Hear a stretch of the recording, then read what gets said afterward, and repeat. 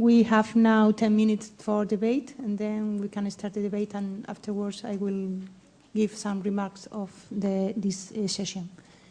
The floor is open. You mentioned that the Decade plans to build a data bank for the exchange of good practices. That's right, no? Yeah. I think it's helpful to know that such a data bank for exactly the same purpose has been built and exists and is operational within the Council of Europe. I think it would be useful that if you plan to do anything like this, that you should try and see with the Council of Europe how one or the other can be of help. Can I make a short comment on that? Yes. Okay. And then Mr. Shiklun, I don't know how much you are updated, but the Decade Secretariat is already in a cooperation with the Council of Europe in the last 5 months and working together on complementarities between those two databases, and also with the OSCE and other international organizations who are doing database of good practices, seeing what are the differences and what are the similarities, and we try to build upon it. Also, you know that the differences will be that this database will focus only on the Decade of Roma Inclusion countries. Fine. I'm glad to learn it here once I didn't know about it over there. Thank you very much. You've replied to my question. My other question is to Mr. Boeing. You mentioned the funds which are being given to the accession countries. Are these funds earmarked specifically for particular actions, like, for example, Roma housing? Or are they of a more general nature, and then it's for each country to use them as they feel? Thank you. Yeah.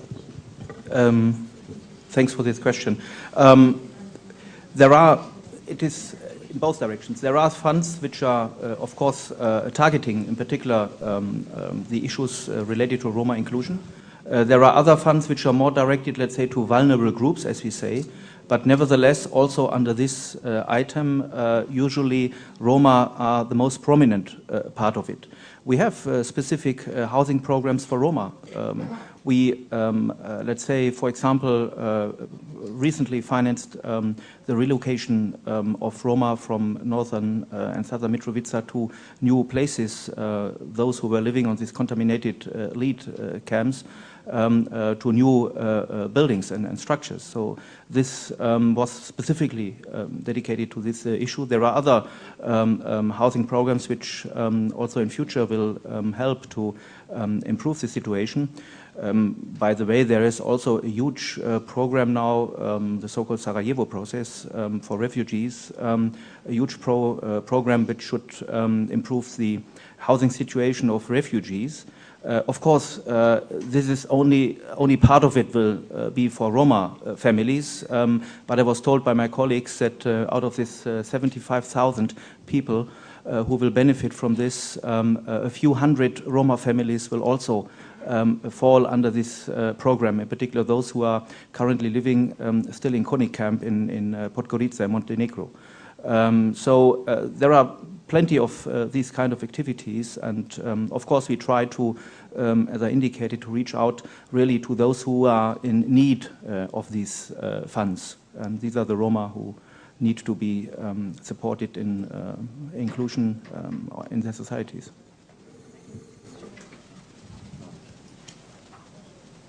Yes. Thank you. I'm coming from Open Society, Making the Most program, for those who don't know me. Thank you, Jana and Detlef, for your new update about the ongoing investments, let's say, on Roma. And I have maybe one additional comment and question to Jana, and two, if it's possible, to Detlef, questions, because the previous speaker already raised 2 questions. Jana, can you please give us more details? How did you reach? I guess that is some kind of political compromise with the member states to not have obligation about to report about the progress of the national strategies. And then it's questionable what is the logic of this exercise, having the strategies and then not reporting back to the others, if I correctly understood you.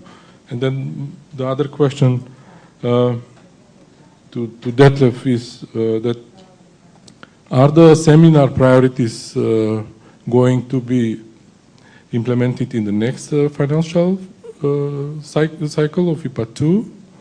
And what are the operational instruments going to be used within the IPA 2? Because we are still waiting the IPA 2 regulatory framework to be defined by the Council, and then we are looking for room from our side to contribute to the flexibility and sensitivity of the next instruments available within the IPA. And it's still slow progress, but we are still waiting from the Commission about this opportunity. And then about the attention that you are mentioning on Roma issues in the Western Balkan countries. Can you be much more specific what it means? Because we are aware that the Commission is always using too broad and general language, but we are now at the stage that after 7 years of using IPA 1, we are looking for much more operative and technical issues to be more concrete about how the European funds will assist the Roma inclusion on the agenda of EU integration. Thank you. Okay, so I will take first the floor. I was referring to the fact that in the EU framework you will not find a reference that the member states are obliged to report the member states on an annual basis on the implementation of the strategies on progress made. There is only the commitment of the European Commission to report back to the European Parliament and to the Council.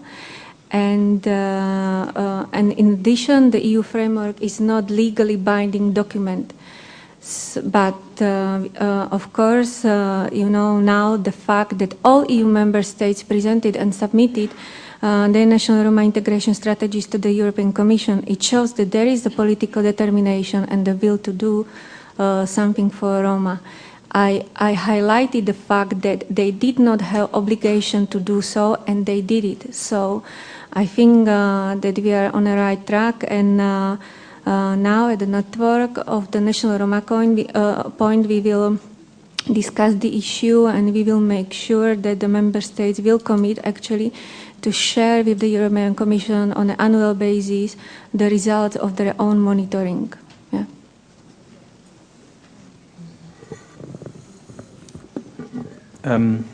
I may just add the reason why there is no obligation and legal obligation under the framework, for example, on reporting, has a lot to do with the competences of the European Commission and the European institutions in Brussels on these issues. Look at education or employment, etc. These are all national competences under the EU acquis.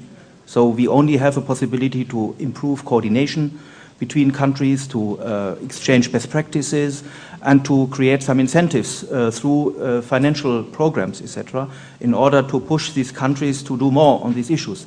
But in the end, it is still a national competence, it's a national decision whether they do something or not. So we should really see and appreciate that the member states were quite open to this initiative of the Commission. This is a new element in European policies which did not exist 5 or 10 years ago. So the whole issue of, for example, also minorities is something which is very new on the European, let's say, level. So it's a step-by-step approach, but nevertheless there is a certain dynamism in this development, and I'm pretty sure that over the coming years the Roma social inclusion will improve in many aspects thanks to this framework. As regards your questions for the enlargement countries, Concerning IPA 2, of course, as you mentioned, it is not yet finished. There is still some discussion, and it needs to be finally decided by the Council. We hope, of course, that there is sufficient flexibility in order to address all those issues which we would like to see under IPA 2, against the background of the experience with IPA 1 and against the experience, of course, also of FARE. We have seen that the let's say, the Roma topic as such was always on the agenda of enlargement policy since the late 90s. So it's not new, but we know today better how to target these issues and improve the situation of Roma. We have examples now from new member states where before accession there was some commitment and some positive development, and after accession there seems to be, let's say, less interest by governments. Therefore, it is quite important that we have now this kind of EU framework in order to again get back on track governments, authorities, civil society, everybody on this issue and highlight it. So we hope that under IPA 2 we will have these possibilities. As regards let's say now the concrete developments with regard to the Western Balkan countries and Turkey, there are some differences to the past. In the past, we had referred to the Roma inclusion only under the so-called political criteria, which in principle need to be fulfilled in order to open negotiations. So after you open negotiations, you always had to say, okay, in general, the country fulfills the political criteria. Nevertheless, we know that, of course, there are a lot of deficits still going on. That is the reason why we have a new chapter in negotiations, chapter 23, which takes up problems in judiciary and the fundamental rights, including, for example, also Roma integration. So therefore, we have more instruments now at hand in order to, let's say, refer to these issues from the beginning of negotiations. Chapter 23 is a core chapter in negotiations.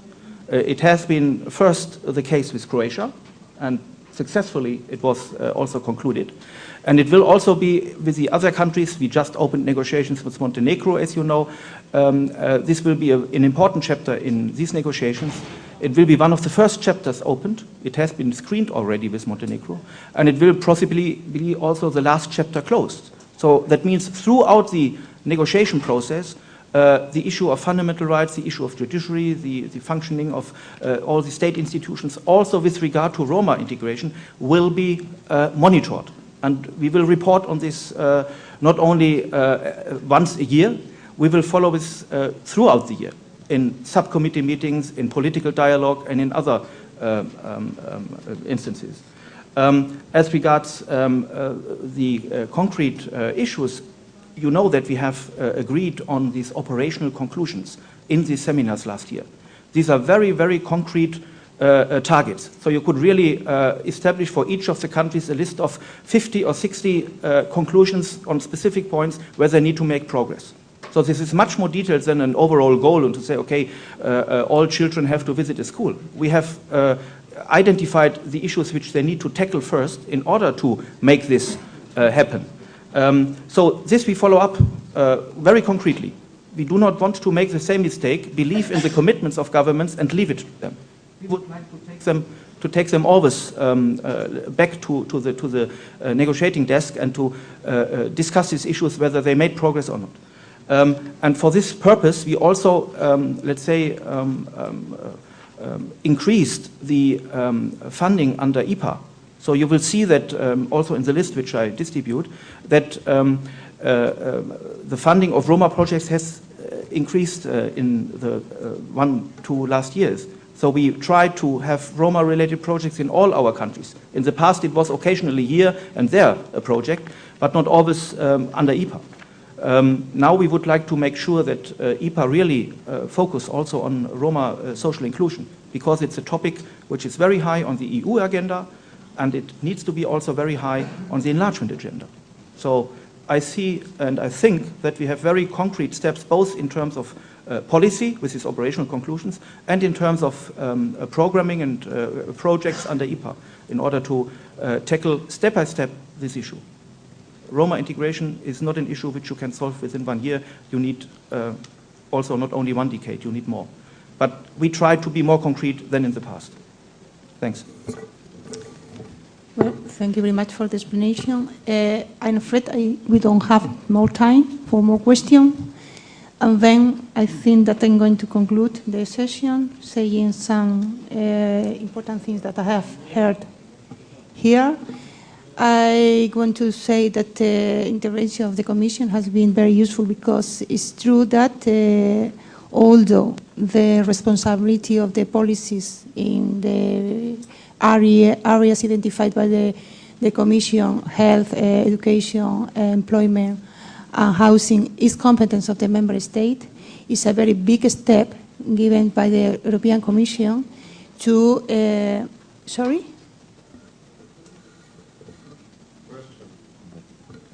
Please, I have question. Can I, please? Okay, no, I don't have problem to receive more questions, but it is the time. But okay, just one question, but there is another person who wants to make another question, I think. There is another, is there any other person who wants 2 questions? Only your question and your question is the last one, okay? I must to speak in Croatian language.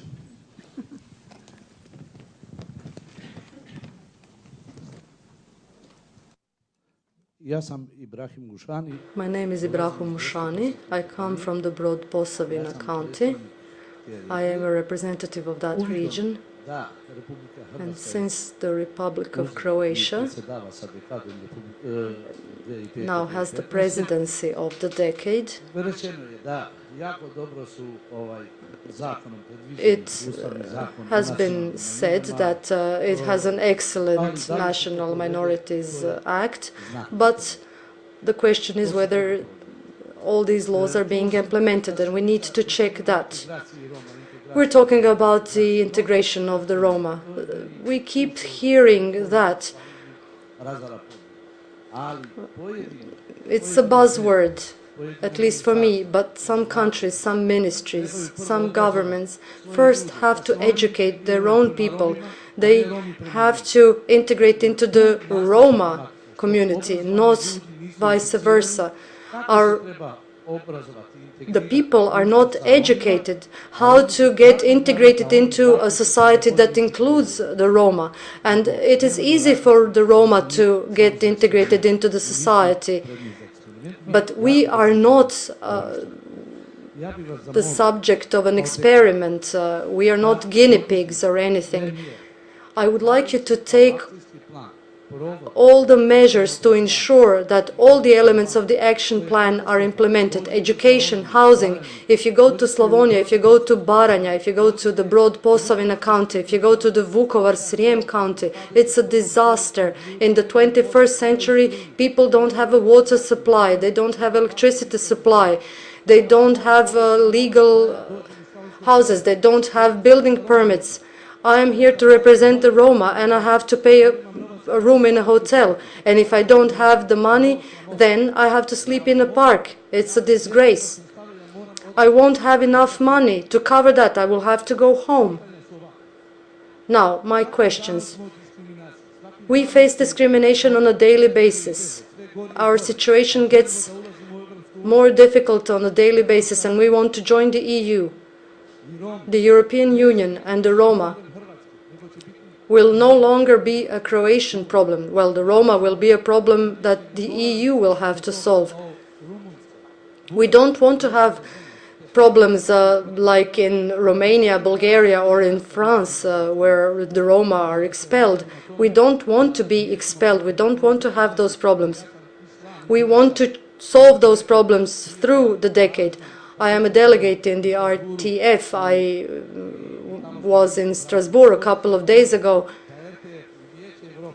and we wanted the Council of Europe to monitor the decade, to see how far they have come in terms of implementing their goals, especially in education. How would you feel if your kid were to go to school under police escort? Would you like that? This is what the kids in Međimurje face. And then political parties call them to invite them to go to a picnic, to reconcile with the other people. And, well, we haven't killed anyone. These are political games. They just want our votes. Please, you are here representing the European Commission. There are other institutions, ministries. They have to do their job as it should be done. Well, we shouldn't only have situations where people say, well, he's my friend, I'll take him on. We don't need the Roma who are in the know. We need the Roma who don't know. And that's why we don't have the problems. And we will keep talking about integration day in, day out. But you are here on behalf of the Commission. You are the boss here.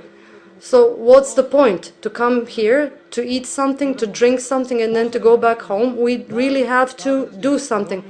I want to ask the question, when will the Roma settlements, please, we want the decade to ensure that the Roma settlements are given water supply, electricity supply, and that their buildings are legalized. And then the Roma will have their own schools. The Roma children don't need education. They will make sure that they get an education. Okay. Please, the following question, very short, please, because we don't have time.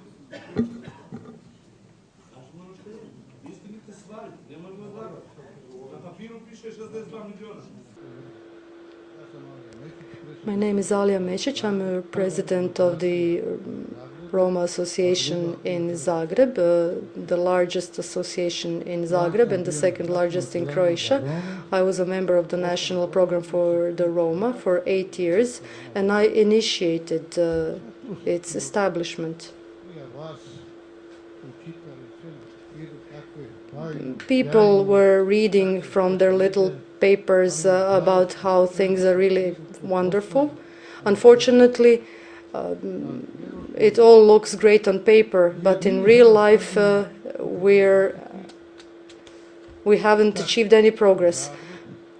Škabrnja is not the only problem. Zagreb, Rijeka, Delnice, Međimurje, Sisak, we can go on. All the places where Roma face discrimination. People don't know that. But we are not paid. We are volunteers. I have been a volunteer for 22 years. For 4 years, I worked for 300 euros in the national program for the Roma minority. For 4 years. The gentleman before me asked, what does it mean, a vulnerable group and the Roma? Is it not one and the same thing? Vulnerable group, Roma. I think that they are one and the same. This means that the Roma should be a priority when it comes to improving the living conditions. It's not only the problem for the Roma families. If you sleep in campers, how can you send your children to school? And there is also the problem of citizenship, because people who come back after 20 years of exile are unable to get all the papers. They cannot get citizenship. Well, thank you. Thank you for the question to everybody. But I think that we have to finish now, and then we don't have time to answer. Only I would say something to close the session. Of course, anybody is apart from all the problems that Roma face in Europe, of course. I am from Spain, and we have a very good situation in comparison with other countries, but still we have discrimination and some people living in very bad condition. But we are very conscious of that situation. But also, I would like to say that we are in a good way now because we have many commitments of the governments, in many governments who had designed their strategies. And as the Commission said, the responsibility is of the government, but the European Union can support the countries, the European Union countries, but also the enlargement countries, with a specific budget and specific projects for the Roma. We have some instruments very valuable, that is the European Social Fund, the Regional Development Fund, the technical assistance, the open method of coordination, and many other instruments that we have in our hands. We have to know how to use it. We have also the Decade, the Euro-Roma network, many instruments, many funds that is dedicated to Roma, but the thing is how to use it adequately. And also, it's true that we need more data collection. It's also very difficult to obtain data in each country. Spain has a very good tradition in data collection, but still we have some lack of information that is very useful, and we don't have. And it's very difficult to obtain it because Roma people are not identified in the census, of course, and then it's very difficult. But there are other instruments, and the thing is to use that instrument very connected with the general policies. It's true that we connect our strategy to the national reform programs. The Commission said that this is the objective, to connect our strategy of Roma people with the national reform programs, because we have to mark the Roma issues in the general policies in order to compare the situation of the general population to the Roma, because we have one of the objectives is to reduce the gap between one of the general population and the Roma population. And then for that, it's very important to have a data collection, a good collection of data. And the Fundamental Rights Agency is doing a good job with the member state, and we are improving in this issue. But still, many things have to be done. Of course, we are conscious that the difficulties that the funds reach the more marginalized, because not all the Roma people are marginalized. At least in Spain, there are a very high number of people, Roma people, who are totally integrated, and they are favored with all the general policies, in education, health, and so on. But there are a small part, at least in my country, which are very discriminating or very marginalized. Many of them are also coming from the other countries, Romania, Bulgaria, etc. There are many people coming from other countries, and they are specific problems that we face with, because we had this problem some years ago, but now we have that problems, and then we have to be able to tackle with this. But we are in a very good way, I think. We have strategies. Every country has a strategy. Although it's not compulsory to report progress, I think that all the countries are doing that. At least in Spain, we are doing that progress of our strategy. For us, it has been very useful to have a strategy, because we could involve all the another departments, employment, health department, education, and so on, and that is very good, because everything, not social services, because the Roma issue is not an issue of social services, but it's an issue that in which many other departments in the ministries in the central government, the regional and local government implied in that issue, and we have managed to do this, to involve, and also very important with the participation of the civil society. It's true that without the civil society, the entities, the Roma entities, it's not possible to implement the testing. Why? Because they have to trust in the government, and the good way to trust in the government is to have entities, Roma entities, who are working with the government close together. And then, well, the Decade, there are many initiatives, and for me, I think that is a good way to work with the expertise of everything in this. Of course, we have many things to do, but at least we have many instruments in our hands. We have to use properly. That is the question, I think. We finish now, and then we will pass to the following session. The moderator will be Agnieszka Dorkin, and then I will come to this person, to this table, and follow with the session. Thank you for everything, to all of you.